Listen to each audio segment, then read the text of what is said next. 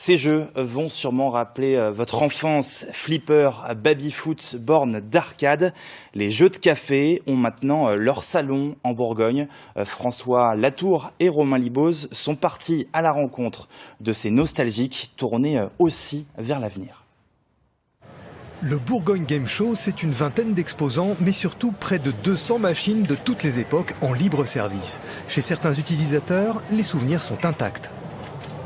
On faisait ça avec des potes, quand on avait 5 minutes en sortant du lycée ou autre, en attendant le train, ouais, c'était bien quoi. Ça rappelle des bons souvenirs. Même les plus jeunes essayent les bornes d'arcade, et c'est parfois plutôt physique. Moi j'adore, moi je suis très fan de tous les jeux un peu comme ça où il faut bouger dans tous les sens.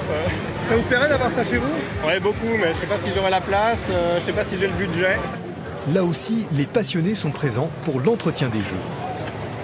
On trouve déjà des pièces anciennes qui sont refabriquées et il y a des collectionneurs ou des réparateurs effectivement qui ont des bases en électromécanique qui se mettent à disposition du public pour réparer les machines. Mais le flipper n'est pas qu'un objet du passé et les jeux de café restent un marché d'avenir. Ici, un flipper en réalité virtuelle, une expérience plutôt convaincante. C'est très immersif, c'est très impressionnant, c'est relativement rapide et les sensations sont décuplées par rapport à un flipper original, je dirais. Les développeurs comptent bien révolutionner le marché avec ce produit personnalisable, un flipper d'apparence traditionnelle avec des écrans digitaux. L'intérêt, c'est que sur une seule et même machine, déjà, on peut avoir tout un catalogue de jeux, chose qu'on ne peut pas faire avec un flipper traditionnel.